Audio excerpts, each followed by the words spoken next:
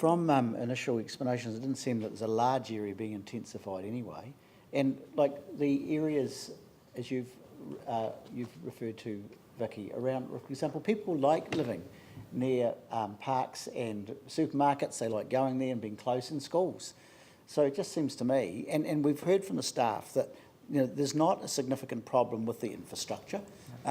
It just seems to, and in terms of the costs of improving, say, some of the streets, I would expect that will be on a pro rata basis with other new developments. So it seems to me it's a good place to have some development compared with others.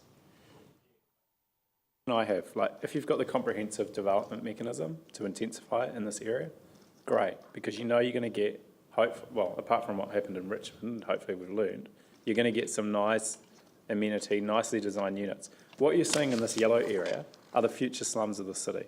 They are low cost, low quality units that are being developed that actually contribute nothing to people's well-being.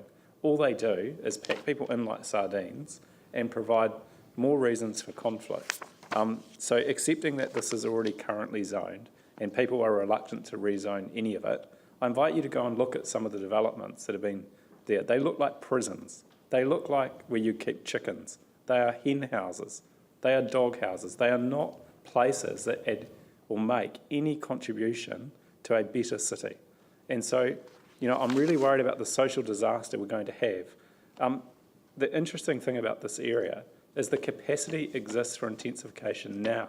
So by providing more opportunities for more intensification, I think actually what you do is create the risk that you lose some of the houses that have been looked after, probably first-time home buyers, many of them lower working class families that have bought the first house, done it up, made it nice, into 6 or 7 really small apartment blocks that do nothing for a sense of community, that are gated communities in some cases, and that contribute to not very good outcomes. I want us to intensify it around the malls. I think that makes a lot of sense, but I want it done in a way that takes a holistic approach and provides good urban development and amenity, not the kind of lowest cost, lowest quality, and you end up getting places that really don't have any connection to a neighbourhood.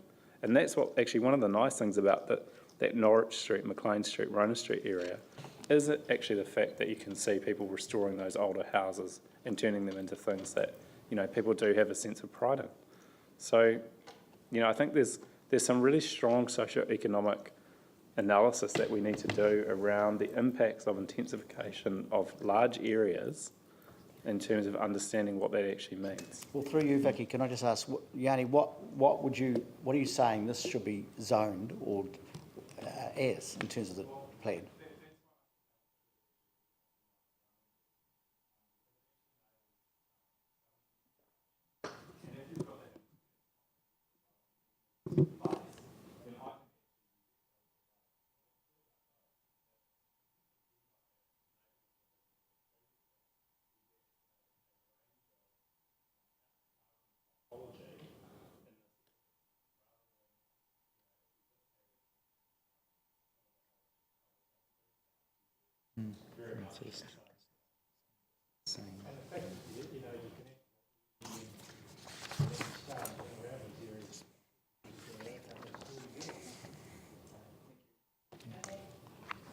Can I add just a little bit of detail because I think it might help with the discussion.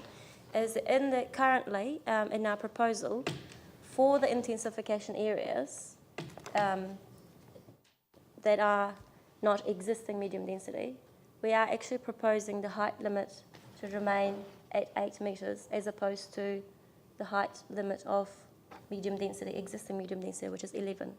So we have actually discussed and provided for that transition to happen with less tension, where we are going from, say, L1 to L3. And when you bring the height down to 8 metres, the difference between L2 and those intensified areas is actually going to be a small difference. Of things like gardens, the things of loss of trees, loss of plants, loss of space for children to play. That's the impact, isn't it? It's the site coverage as well as the height. Yes. How about, you're moving, Yanni, and Paul is seconding, if we have to do it formally, that this area in the McLean, Norwich, Pamela, Pauline area becomes L2, not medium density, not residential medium density. Is that correct? Okay, so can I just put that and see how it goes and then go from there? Is that okay? Okay, right. You okay? And you will?